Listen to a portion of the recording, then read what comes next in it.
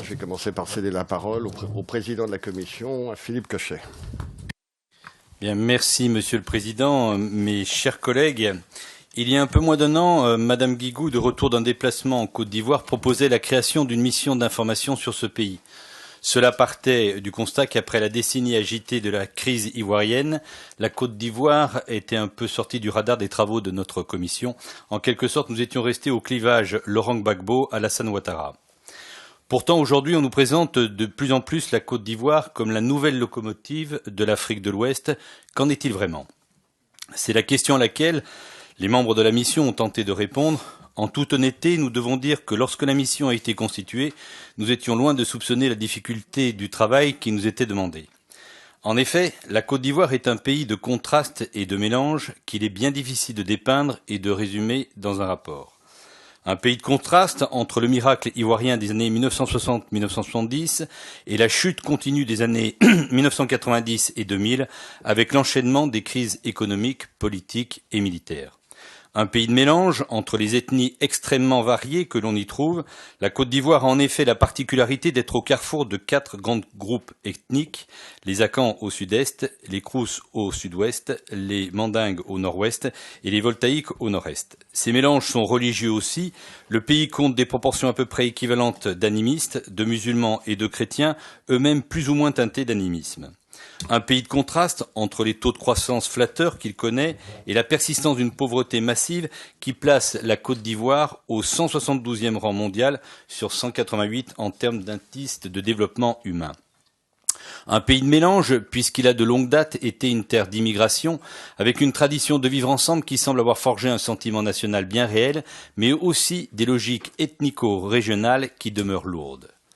Par ces quelques grandes idées, je souhaite vous montrer qu'il n'est pas évident de trouver le ton juste pour parler de la Côte d'Ivoire, et cela d'autant moins que les positions sur le sujet sont généralement très tranchées.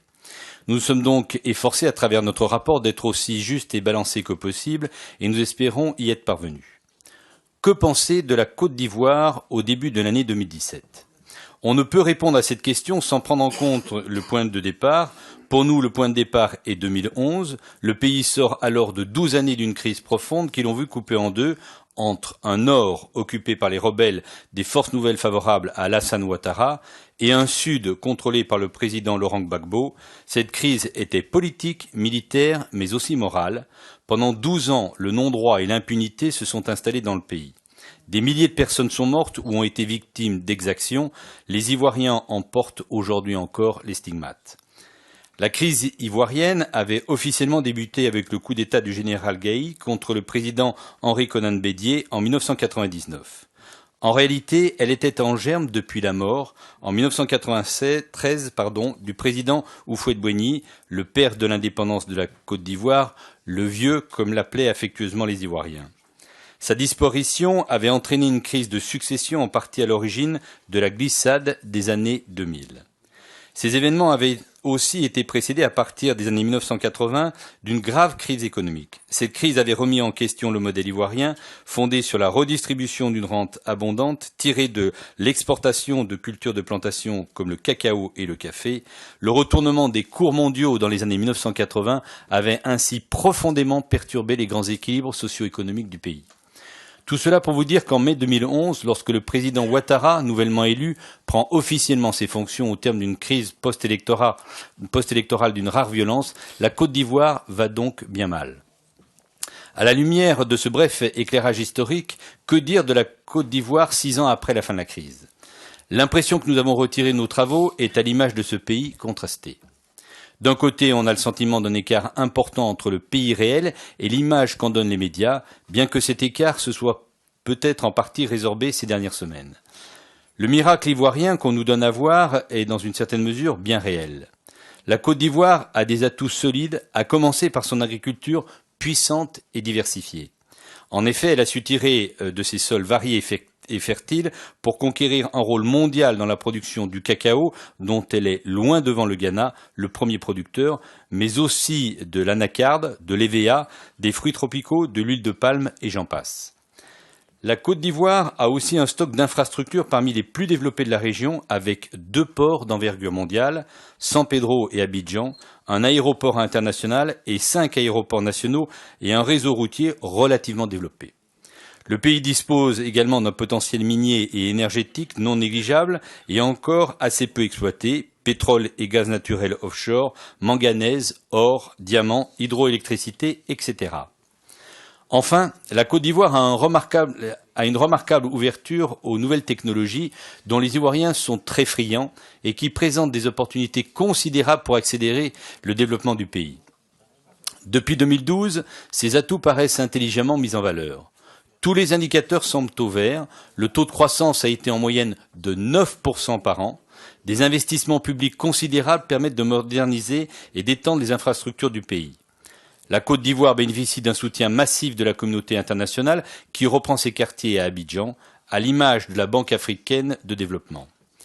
L'environnement des affaires s'est amélioré et l'on observe un retour en force des investisseurs privés qui font de plus en plus d'Abidjan une plateforme pour leurs opérations dans la région. À cet égard, l'ouverture par Carrefour de son premier hypermarché en Afrique subsaharienne à Abidjan fin 2015 était tout un symbole. Par ailleurs, lorsque l'on s'intéresse au pays, on est frappé par le dynamisme de l'équipe dirigeante conduite par le président Ouattara. Indéniablement, il a fait preuve d'une réelle ambition pour réformer et moderniser le pays.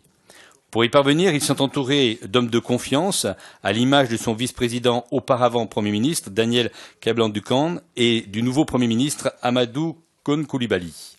Ces derniers sont perçus comme de bons gestionnaires. Au total, la gestion économique ivoirienne jugée intelligente et prudente par les agences de notation et par les bailleurs, notamment le Fonds monétaire international, dont le président Ouattara est issu. En un mot, la Côte d'Ivoire donne l'impression d'être gouvernée et ses dirigeants ont fixé un cap très ambitieux, celui de l'émergence en 2020. Et pourtant, on constate que le miracle ivoirien n'est pas encore une réalité pour la majorité de la population, dont 46% restent en dessous du seuil de pauvreté. Les inégalités sociales et territoriales sont immenses et semblent s'être accrues.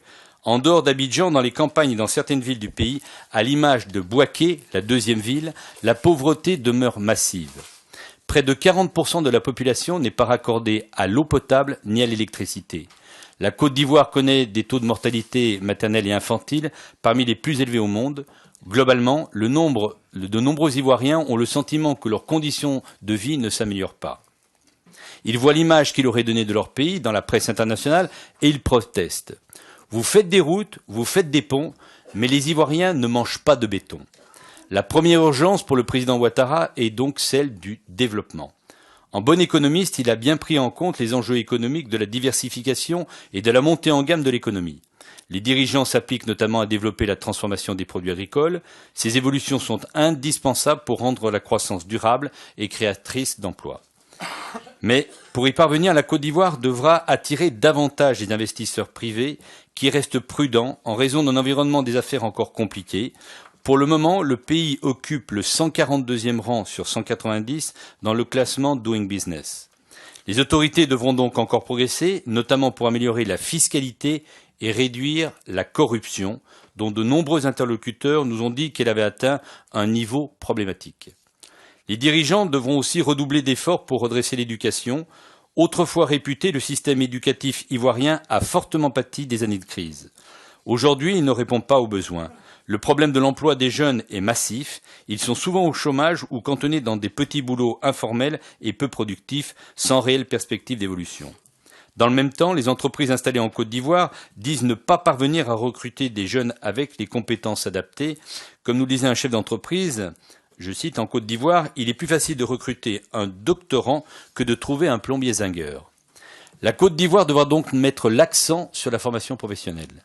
L'éducation est un enjeu d'autant plus important que la jeunesse ivoirienne est nombreuse et appelée à s'accroître fortement au cours des prochaines décennies. Aujourd'hui, 60% des Ivoiriens ont moins de 25 ans. Si la natalité ivoirienne n'atteint pas les taux records que l'on connaît dans le Sahel, elle est tout de même de plus de 4 enfants par femme et ne connaît pas de réel infléchissement. À l'heure actuelle, les jeunes Ivoiriens ont du mal à s'intégrer. Leurs repères ont été bouleversés par la crise qui a banalisé l'usage de la violence. Il est donc urgent de fournir des perspectives à ces jeunes qui, à défaut, pourraient se mobiliser pour le meilleur et pour le pire. Autre domaine où il semble impératif de progresser encore, celui de la réconciliation nationale. Comme vous le savez, pendant la crise, les Ivoiriens se sont divisés en deux camps, les pro-Ouattara et les pro-Gbagbo. En avril 2011, le président Gbagbo a été arrêté puis transféré à La Haye pour être jugé pour crimes contre l'humanité devant la Cour pénale internationale. Vous trouverez dans le rapport un point sur le procès qui promet d'être long. À l'heure actuelle, une partie importante des partisans de Laurent Gbagbo refusent de participer aux jeux politiques. Ils contestent encore la légitimité du président Ouattara et demandent la libération immédiate de leur leader. L'emprisonnement de ce dernier, de même que le procès de Simone Gbagbo, alimente la thèse d'une justice des vainqueurs. Seuls les partisans du camp pro-Gbagbo seraient inquiétés pour leur rôle pendant la crise ivoirienne, alors que des exactions ont été commises dans les deux camps. Sans entrer dans ce débat qui outrepasse les compétences de cette mission, nous constatons que de nombreux partisans de Laurent Gbagbo, plus de 200 selon les chiffres qui nous ont été donnés, sont encore aujourd'hui en détention préventive. Par ailleurs, environ 40 000 Ivoiriens qui s'étaient réfugiés dans les pays voisins lors de la crise post-électorale de 2011 se trouvent toujours en exil, majoritairement au Ghana et au Libéria. Ces réfugiés sont essentiellement des pro-Gbagbo qui refusent de rentrer de peur de subir des représailles ou d'être inquiétés par la justice, ou encore parce qu'ils ont perdu leurs biens et leurs terres. La persistance de ce problème 6 ans après la crise tend à alimenter les rancœurs et divisions entre les Ivoiriens. Cette situation a évidemment un fort retentissement sur la vie politique ivoirienne. Les résultats des élections suggèrent un fort soutien à la majorité du président Ouattara, qui s'appuie sur une alliance entre son parti, le Rassemblement des Républicains, le RDR, et le Parti démocratique de Côte d'Ivoire, le PDCI, de l'ancien président Henri Konan Bédié. Le président Ouattara a été réélu en 2015 avec 84% des suffrages et sa majorité a remporté 167 sièges sur 255 lors des élections législatives de décembre dernier. Pourtant, ce constat est nuancé par la faiblesse de la participation politique et l'élection de nombreux élus indépendants, 75 au total. Quant à l'opposition, elle est quasiment inexistante en Côte d'Ivoire. Le Front populaire ivoirien, le FPI, le parti historique du président Gbagbo, conduit par Pascal Afin-Guessant, n'a remporté que 3 sièges lors des dernières élections législatives. Cette absence d'opposition nuit évidemment au bon fonctionnement de la démocratie ivoirienne. Les dirigeants ivoiriens vont donc devoir poursuivre leurs efforts pour se réconcilier avec l'ancien camp dit pro-Gbagbo et réciproquement. Pour cela, il faut que la justice fasse son œuvre et qu'elle tombe des deux côtés. De ce point de vue, le rapport comporte un certain nombre de constats sur la nécessité d'accroître l'indépendance et l'efficacité de la justice. Il faudra aussi que les dirigeants ivoiriens trouvent le moyen de créer un jeu politique plus inclusif où les oppositions peuvent s'exprimer et peser. On peut espérer que la réforme constitutionnelle adoptée en septembre dernier apportera certaines améliorations. Elle prévoit notamment la création d'un Sénat chargé de représenter la Côte d'Ivoire entre guillemets, dans sa diversité. 2 tiers de ses membres seront élus par les collectivités locales et le dernier tiers sera nommé par le président qui a laissé entendre que des personnalités de l'opposition y auraient leur place. Les dirigeants ivoiriens devront aussi veiller à ce que toutes les ethnies se sentent représentées et participent à la construction du pays. Il s'agit ici de prévenir les phénomènes de repli ethnique et d'ostracisme qui ont fait sombrer la Côte d'Ivoire dans les années 2000. Le maintien d'une situation sécuritaire stable est un autre enjeu de taille pour la Côte d'Ivoire. En mars dernier, l'attentat de Grand Bassam a montré que le pays était vulnérable à la menace terroriste. Même si cette menace semble pour le moment provenir plutôt de l'extérieur du pays, des prémices de radicalisation ont été observées et la Côte d'Ivoire doit se prémunir contre l'implantation de filières locales. De manière tout aussi urgente, la stabilité de la Côte d'Ivoire dépend de son aptitude à réformer ses forces armées et de sécurité, dont les capacités et la cohésion ont été fortement ébranlées par la crise. À partir de 2012, le président Ouattara avait fait preuve d'un certain volontarisme dans ce domaine en adoptant plusieurs réformes ambitieuses, avec notamment la création d'un Conseil national de sécurité réuni chaque semaine autour du président et le vote d'une loi de programmation militaire. Dans un premier temps, la normalisation de la situation sécuritaire a laissé penser que ces réformes portaient leurs fruits. Mais les récentes mutineries des militaires ont montré que le chemin à parcourir était encore long. Elles ont mis en lumière les dysfonctionnements de la chaîne de commandement et le manque persistant de cohésion de ces forces 6 ans après la crise. De plus, ces mutineries se sont soldées par l'octroi de primes d'un montant considérable qui risque de grever le budget de la défense. À l'heure actuelle, la réforme de l'armée semble freinée par l'influence persistante des Comzones dans les dispositifs sécuritaires ivoiriens. Ces Comzones étaient des chefs militaires des rebelles du Nord lors de la crise ivoirienne, au nombre de 10. Ils régnaient chacun sur un territoire dont ils contrôlaient à la fois les hommes et les ressources. Le président Ouattara a cherché à réduire leur influence depuis, mais ces Comzones sont revenus au premier plan lors des récentes mutineries qui ont conduit à nommer certains d'entre eux à des postes de premier plan.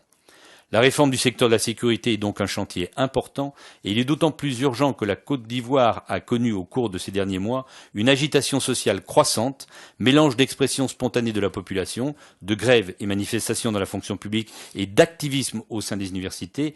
Il faut donc absolument éviter qu'une agrégation des mécontentements ne puisse remettre en cause la stabilité du pays. Une autre question de fond n'a pas encore été vraiment traitée par les dirigeants ivoiriens, celle de la réforme du foncier rural, qui était l'une des causes profondes de la crise ivoirienne. Pour développer l'économie de plantation du pays, le président Houphouët-Boigny avait encouragé la colonisation agraire de la zone forestière ivoirienne, au centre puis à l'ouest et au sud-ouest. Il avait posé un principe, la terre appartient à celui qui la cultive. Dès lors, de nombreux migrants allochtones, donc d'une autre région de la Côte d'Ivoire, ou allogènes d'un autre pays, avaient défriché la zone forestière ivoirienne et avaient installé des plantations. Cependant, avec la crise économique, les populations autochtones ont revendiqué leur droit de propriété sur les terres. Ce contexte de rivalité pour l'accès aux terres a favorisé le repli ethnique des Ivoiriens et la montée de la thèse de l'ivoirité qui conduisait à exclure de nombreux migrants stigmatisés comme étrangers. Aujourd'hui, les étrangers représentent 25% de la population ivoirienne et le problème de l'attribution de la propriété foncière reste entier. Ce sujet est d'une grande sensibilité et n'a pas encore été réglé par les dirigeants ivoiriens. Que conclure de cette présentation ? J'emprunterai les termes de Serge Mikhaïlov en disant que la Côte d'Ivoire se trouve aujourd'hui, je cite, comme un cycliste sur une ligne de crête. Ce pays recèle un immense potentiel, une formidable énergie qui peuvent le mener loin et tirer avec lui l'Afrique de l'Ouest. Cependant, les défis sont nombreux et supposent une ambition réformatrice généralisée et constante. Notre partenariat avec la Côte d'Ivoire doit s'inscrire dans cet objectif de moyen terme qui est l'émergence de la Côte d'Ivoire et je vais laisser notre rapporteur vous en dire plus à ce sujet. Merci Philippe. Chers collègues, Monsieur le Président, vous n'êtes pas sans savoir qu'entre la France et la Côte d'Ivoire, c'est une longue histoire. Du temps de la colonisation, Félix Houphouët-Boigny militait pour l'égalité des droits entre colons et populations dites indigènes au sein du syndicat agricole africain. Mais il était loin d'être un pourfendeur de l'union avec la France, dont il pensait qu'elle avait beaucoup apporté à son pays. Ministre de la République française, sous la 4e République, Félix Houphouët-Boigny a pris acte de l'indépendance de son pays en 1960, plus qu'il ne l'a demandé. Le père de l'indépendance ivoirienne était en effet l'artisan d'une forte amitié qui perdure aujourd'hui entre nos deux pays. Dans les décennies qui ont suivi la décolonisation, il a appelé de ses vœux le maintien d'une présence française très importante, qui s'est traduite par l'envoi de milliers de coopérants techniques chargés de faire fonctionner les administrations ivoiriennes et de former leurs homologues. Et le président Houphouët-Boigny considéra en quelque sorte que le 43e bataillon d'infanterie de marine, BIMA, stationné dans le pays à partir de 1970, comme une armée de la Côte d'Ivoire. Pendant cette période, des générations de fonctionnaires et de militaires ivoiriens ont été envoyés se former dans les écoles et universités françaises. Ces échanges ont incontestablement tissé des liens denses entre les élites politiques, administratives et militaires. Indéniablement, cette coopération apaisée a contribué à la construction d'un État ivoirien solide qui a résisté à la crise profonde des années 1990 et 2000. Cette époque est désormais révolue. La coopération technique a connu un coup d'arrêt dans les années 1990. Des milliers de coopérants que l'on trouvait à cette époque, il n'en reste aujourd'hui plus qu'une trentaine qui ont un rôle d'appui et conseil et non plus de substitution. Nous devons nous en réjouir. La France a changé, la Côte d'Ivoire aussi. Nos deux pays aspirent aujourd'hui à des relations de partenariat fondées sur la réciprocité. Dans cet esprit, l'accord de défense qui nous liait à la Côte d'Ivoire a été remplacé en 2012 par un partenariat de défense qui organise une coopération entre nos deux pays et ne prévoit plus de clause d'intervention en cas d'agression extérieure. Et le 43e BIMA a cédé la place aux forces françaises en Côte d'Ivoire, dont la vocation principale est de servir de base opérationnelle avancée pour les opérations dans la région, notamment au Sahel. Ces évolutions ne signifient pas que nous ne devons plus avoir d'ambition. La Côte d'Ivoire et la France conservent des liens étroits et nombreux dont nous devons tirer parti dans l'intérêt mutuel de nos deux pays. Ces liens, quels sont-ils? Nous avons cité la connaissance mutuelle entre les élites, mais ce sont aussi les diasporas. Oui, des diasporas importantes dans les deux pays. En Côte d'Ivoire, on compte environ 25 000 Français, dont une majorité de doubles nationaux. Les Ivoiriens de France seraient environ 700 000. La diaspora ivoirienne s'est constituée assez tardivement. Dans les années 60 à 80, elle était peu nombreuse et principalement composée de cadres qui venaient pour être formés en France. C'est surtout dans les années 90 et 2000 que des vagues importantes de migration économique puis politique ont été enregistrées. Il faut noter que cette diaspora a la caractéristique d'être plutôt qualifiée puisque 30% des émigrants sont diplômés du supérieur. Nous considérons qu'elle est un levier potentiellement puissant, mais trop faiblement exploité pour bâtir des partenariats en faveur du développement. Un chiffre est particulièrement éloquent. 16 milliards de dollars par an. Il s'agit du montant total des transferts des diasporas présentes en France pour l'Afrique. Ces flux financiers sont affectés à l'alimentation, à la santé ou l'éducation. Ils sont rarement dédiés à des investissements productifs. La langue française est évidemment un autre lien important avec la Côte d'Ivoire. Comme ailleurs en Afrique, le français académique y a perdu du terrain, notamment en raison des effets déstructurants de la crise sur le système éducatif.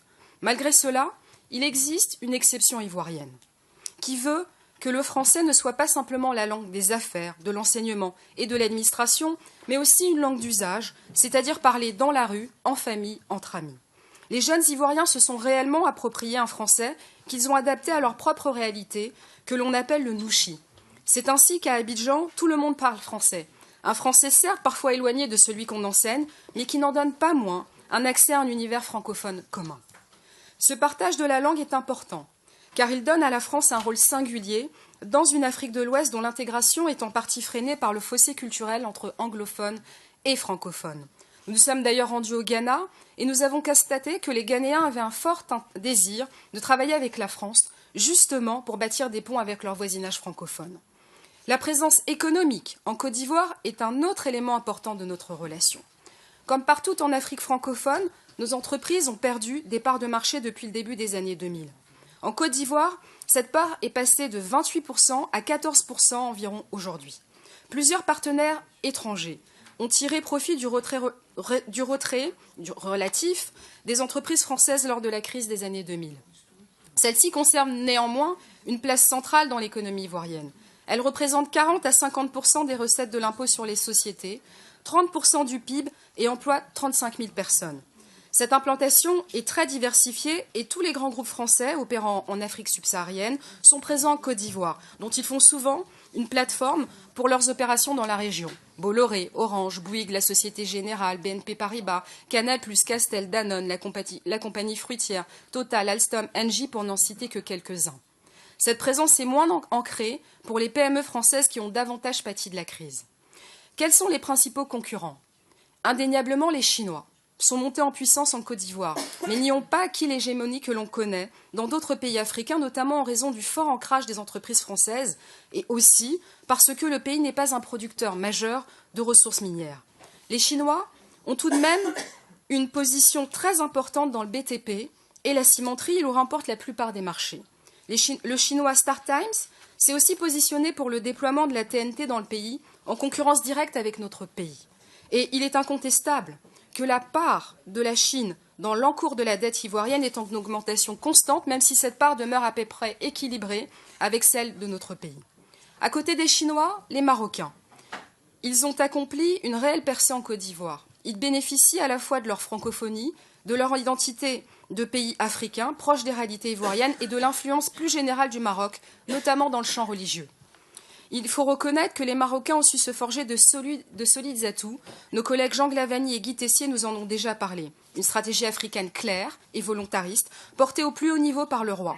un pragmatisme et une aptitude avérée pour faire des affaires, mais aussi une audace et une propension à la prise de risque assez importante, notamment de la part des banques marocaines, qui accompagnent vraiment l'expansion économique dans le pays. Outre les Chinois et les Marocains, la Côte d'Ivoire s'applique à diversifier ses partenaires et développe de plus en plus ses relations avec des pays africains tels que le Nigeria et l'Afrique du Sud. En dehors de l'Afrique, elle développe des relations avec l'Inde, la Turquie, la Corée et d'autres encore. Les anglo-saxons et les Européens sont présents aussi, notamment dans l'agro-industrie et l'exploitation minière. Et il faut souligner le poids économique de la diaspora libanaise. Elle joue un rôle de premier plan dans les secteurs comme l'immobilier et le commerce. Vous l'aurez compris, le marché ivoirien présente sans doute des opportunités, mais il est aussi hautement concurrentiel. Quel peut donc être l'avantage comparatif des entreprises françaises? Classiquement, on peut mentionner la francophonie, la stabilité institutionnelle qu'offre le franc CFA, l'attrait pour la marque France alors qu'émerge une classe moyenne estimée actuellement à 13% de la population qui veut consommer des produits de qualité. En Côte d'Ivoire, les entreprises françaises bénéficient en plus d'un dispositif d'accompagnement très complet avec un bureau régional de Business France, une antenne de BPI France, des chambres de commerce, la COFAS, Proparco. Autre avantage, le fait que les entreprises françaises soient bien positionnées et dotées d'une expertise reconnue dans les secteurs où les besoins ivoiriens sont importants, l'agro-industrie, la gestion urbaine, la production et la distribution électrique, entre autres. Enfin, il faut souligner que la France a en Côte d'Ivoire une aide au développement à fort effet de levier grâce à la mise en œuvre des contrats de désendettement C2D. Ce dispositif permet à la France de refinancer sous forme de dons des échéances de dette remboursées par la Côte d'Ivoire. Dans le cadre de l'initiative des pays pauvres très endettés, la France a annulé en 2012 une partie de la dette bilatérale de la Côte d'Ivoire qui était considérable. 900 millions d'euros ont fait l'objet d'une annulation sèche, tandis que 2,9 milliards d'euros devaient être remboursés puis reversés à la Côte d'Ivoire sous forme de projets de développement co-gérés avec les Ivoiriens. Ce montant considérable autorise l'AFD à intervenir en Côte d'Ivoire avec des dons annuels de l'ordre de 200 à 250 millions, un montant exceptionnel qui permet de conduire des projets à fort impact. Ces projets bénéficient évidemment aux entreprises françaises qui disposent d'un positionnement ad hoc dans de nombreux secteurs. Pourtant, les entreprises françaises doivent savoir répondre à la demande des Ivoiriens qui veulent aller vers la coproduction locale. Ils aspirent à des transferts de savoir-faire et de technologie afin de développer leur tissu industriel, d'accélérer la diversification et la montée en gamme de leur économie. Les entreprises doivent donc être ouvertes à des montages laissant plus de place au partenariat, à la réciprocité. La réciprocité, c'est ce concept nous a semblé être l'axe majeur pour donner un nouvel élan à nos relations avec la Côte d'Ivoire dans tous les domaines. Les Ivoiriens nous l'ont dit, ils veulent continuer à travailler avec notre pays comme partenaire, c'est aussi notre souhait. Cette base posée, il nous a semblé que nous devions mettre l'accent sur tout ce qui pouvait favoriser la connaissance et la compréhension mutuelle, en particulier le rapprochement des territoires. La coopération décentralisée étant quasiment inexistante entre nos deux pays, 24 coopérations recensées, mais aussi et surtout le rapprochement des jeunes générations. C'est un fait. Les jeunes Français diplômés sont assez peu tournés vers l'Afrique. Les pays émergents, notamment asiatiques, sont désormais des destinations beaucoup plus courtisées pour lancer une carrière professionnelle. Les jeunes Français n'ont pas connu l'époque de la coopération. Cette remarque est aussi valable s'agissant des jeunes Ivoiriens, des classes moyennes et supérieures qui vivent dans un environnement mondialisé. Pour eux, la France n'est plus une référence unique. La relation franco-ivoirienne va donc connaître un inévitable effet de génération qui pourrait fortement affaiblir les liens entre nos deux pays. À cet égard, notre rapport contient une série de propositions que je vous invite à consulter. Je conclurai en disant que, certes, la Côte d'Ivoire est aujourd'hui plus ouverte à d'autres influences, à d'autres partenaires. Cependant, je ne suis pas de ceux qui alimentent la nostalgie du tête-à-tête exclusif de la France avec ses anciennes colonies d'Afrique. Cette époque est révolue, et c'est tant mieux. Mais je constate que la Côte d'Ivoire reste très francophile, et je pense fondamentalement que le partenariat avec ce pays doit être investi et valorisé avec un objectif explicite et commun de développement et de prospérité. Je vous remercie. Merci, Madame la rapporteure. On a trois demandes d'intervention. Moi, j'aurais deux remarques à faire sur le rapport. La première, c'est que vous parlez très peu du facteur religieux dans le rapport en Côte d'Ivoire, et c'est-à-dire que finalement c'est un non-sujet. Monsieur Ouattara lui-même est musulman, hein, vient du nord du pays. Lorsqu'il avait été élu président, on avait dit que ça aurait pu mettre le feu aux poudres, ce qui n'est pas du tout le cas. Mais est-ce que vous pouvez tout de même nous dire un mot sur la division religieuse nord-sud du pays, parce que ça a toujours quand même été un vrai sujet s'agissant de la Côte d'Ivoire. Puis la deuxième remarque, c'est au sujet de l'AFD, l'aide au développement de la France. Vous dites que c'est 200 à 250 millions, c'est-à-dire à peu près 2% de notre aide au développement, ce qui est quand même extrêmement peu. Est-ce que vous pourriez nous dire sur quoi porte l'aide au développement français, et est-ce qu'il s'agit fondamentalement de dons ou est-ce qu'il s'agit de prêts?